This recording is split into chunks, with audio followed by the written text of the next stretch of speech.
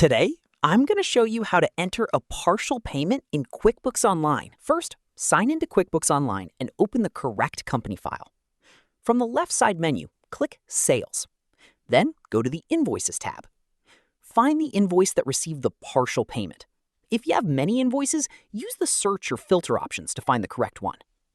On the invoice row, click Receive Payment. This opens the Receive Payment window. QuickBooks may fill in the full invoice balance automatically. To record a partial payment, replace the amount with the amount the customer actually paid. Make sure the payment amount matches what you received. Next, check the payment date. Choose the payment method, such as cash, check, credit card, or bank transfer. Then choose where the payment should be deposited, if that field appears. Review the selected invoice and make sure the partial payment is applied to the correct one. Once everything looks correct, click Save and Close. QuickBooks will record the payment and leave the remaining balance open on the invoice. The invoice should now show as partially paid, and the outstanding amount will remain due. When the customer sends another payment later, you can repeat the same process and apply the next payment to the same invoice.